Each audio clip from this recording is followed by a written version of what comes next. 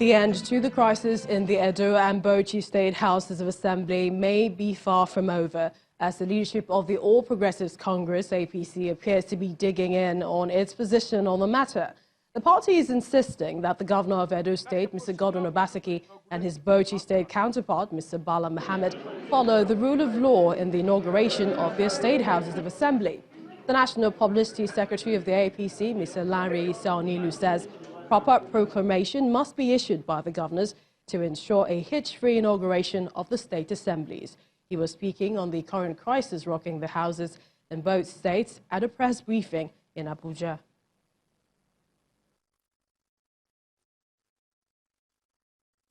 The issue is there was supposed to be a proper proclamation of the the House of Assembly in Bauchi and Edo.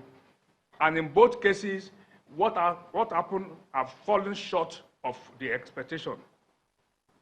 And so do the right thing. You can deal with whoever you think is your problem. That is a different issue. Our only concern here is wherever, Edo, Bauchi, anywhere else, rule of law must guide whatever we do. Enough of impunity in this country. And we will not take it. And the question as to what we are going to do as a party, the law has stipulated what should happen. What should happen is the National Assembly is clearly empowered in a situation where it is clear that a particular House of Assembly is incapable of conducting its business. The law is clear on what should be done. And we are glad to know that the respective chambers are already doing what they need to do.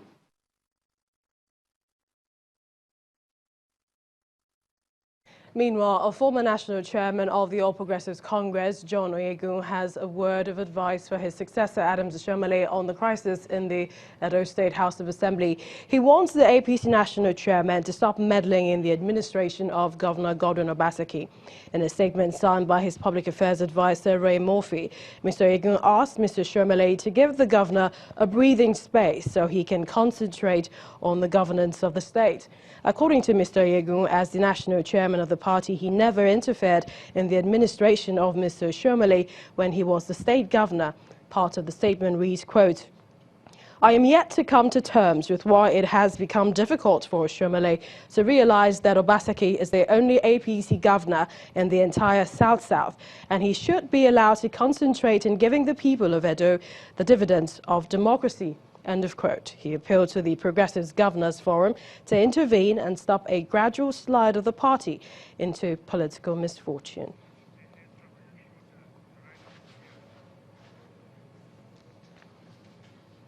And to security, gunmen have abducted 4 Turkish nationals at a local drinking joint on Bale village in Edo local government area of Kwara State. Confirming the incident to Channels Television, the Police Public Relations Officer, Kwara State Command, Ajayi Okasami, says the incident occurred around 11:30 p.m. yesterday. Meanwhile, the State Commissioner of Police, Kayode Egbetokun, is said to have dispatched operatives of Puff Adder to the area to commence rescue of the expatriates who are believed to be workers of Istanbul Concrete Limited, Bale. More prominent Nigerians are adding their voices to the call for appropriate action by the federal government to stem the tide of killings in the country. A former governor of Kaduna State, Malam Balarabe Musa, and human rights lawyer Mr. Femi Falana are insisting that amid the cacophony of ethnic and regional voices making different demands, pan-Nigerian voices must be heard to save the nation from disintegration. In a joint statement, both men maintain that the appropriate response to this section of voices across the land is not to question their patriotism, but rise to the occasion with a view to keeping Nigeria secure. The statement adds, quote, "We are convinced that the urgency of the situation should compel the Buhari administration to rethink its internal security strategy by considering some of the patriotic suggestions from conferences and panels set up by the government in the last few years. In our view, another conference, by whatever name, may not be coming up with anything new, given that the Nigerian condition is akin to an emergency." End of quote. They called for the equipping of the police and other security agencies to perform their duty in light of the new dimensions of insecurity, warning that if the current is not halted, the nation may descend into anarchy. They also urged the president to address the nation to give assurance of his commitment to the unity of Nigeria amidst adequate insecurity. And some Abuja indigents are reacting to the planned protest by members of the Islamic movement in Nigeria. According to them, they are no longer at ease with the protest by the group in the Federal Capital Territory. The group has continued to stay at protests in Abuja to demand for the release of their leader, Sheikh Ibrahim El-Zakzaky, and sometimes clashing with security operatives.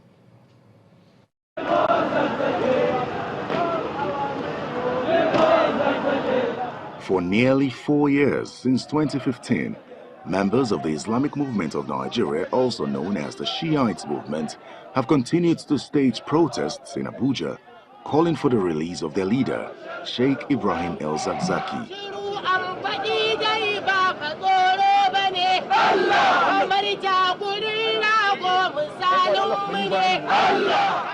who was arrested and detained after a bloody clash with the army in Kaduna State.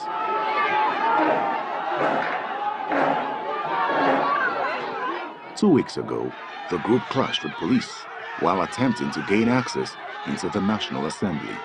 The clash left several persons injured and property vandalized, including vehicles.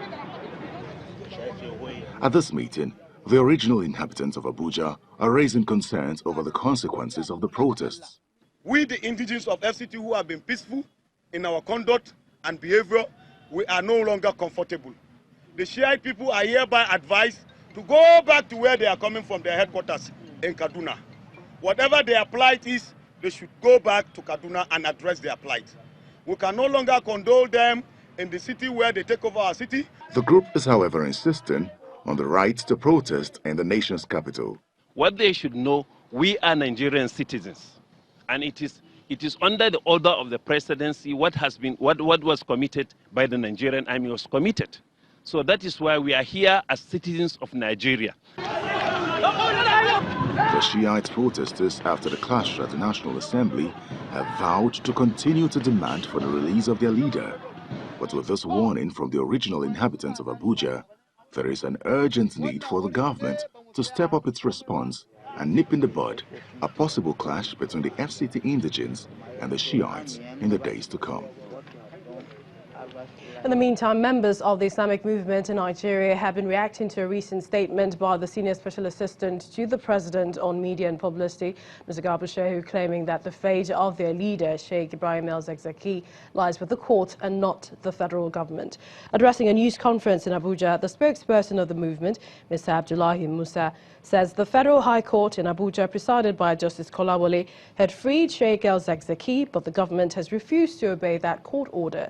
He insisted that the court case instituted by the Kaduna State government is a deliberate plot to keep Sheikh El-Zakzaky in perpetual detention.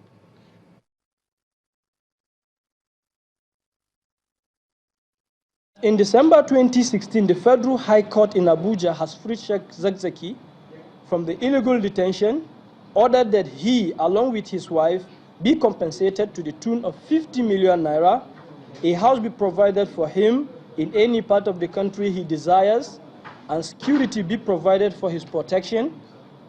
The Buhari government deliberately acted in contempt of court and refused to respect the judiciary. So, which court is the presidency talking about that will decide the fate of our leader, Sheikh Ibrahim Zakzaky? In response, media aide to President Buhari, Mr. Garba Shehu, today hinted that the Shiite group may have missed an opportunity to peacefully secure their leader's freedom. He explained that the group should have read in between the lines in what he described as an olive branch extended to them by the government recently via the statement issued. Mr. Shehu was a guest on our political program, Sunday Politics. If they had read our statement correctly, they would have seen an olive branch from that statement. Because what did the government say? We are still open to dialogue, and we are willing to abide by adjudication by the courts of law. I'm not going to go back into all of those elements. If the Nigerian government says our hands are off that case, the Attorney General of the Federation, the Minister of Justice says, we no longer have a hand. Those guys, if they were intelligent, they should be celebrating this.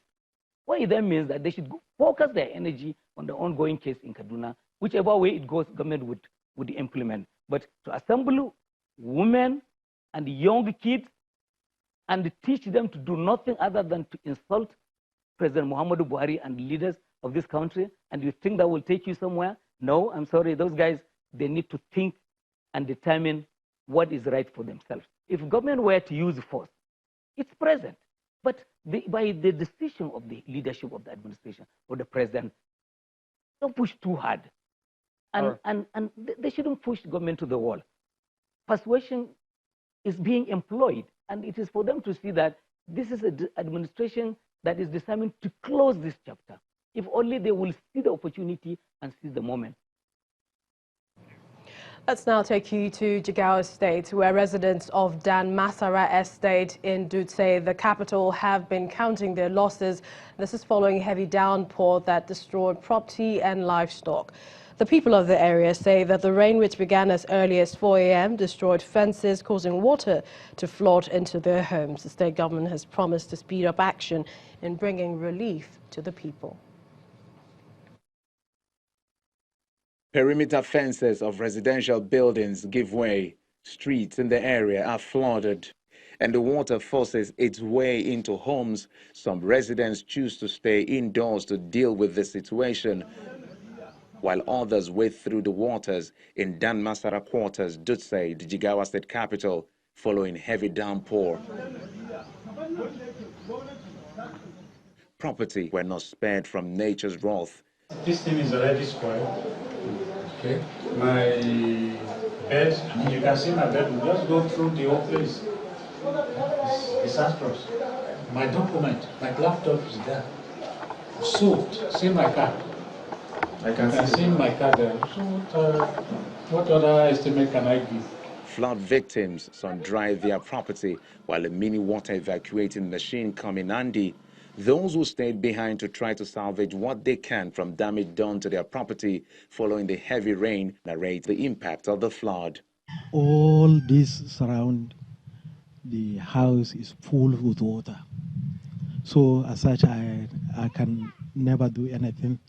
So that is why I left everything to Almighty God. It rains up to around 5.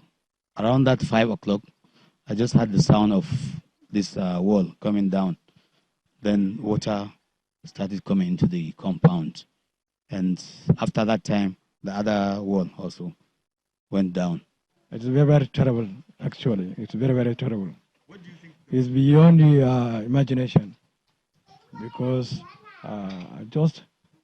my wife just called my attention in the night that water don't enter our house.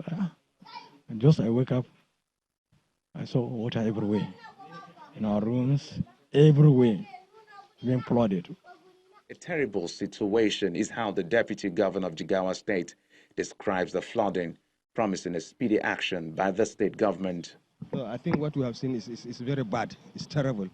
People have left their houses. The water has taken over the houses of so many people, and this is very, very bad. And we are going to look at the problem, and then we'll see what we can do to salvage the situation and to prevent further occurrence of this, inshallah. Jigawa is just one of the states expected to experience flooding this rainy season. The plight of the victims show the extent of devastation that may be witnessed across the country. The promise by the state may also serve as a call to action for other states to start making plans to lessen the effects of flooding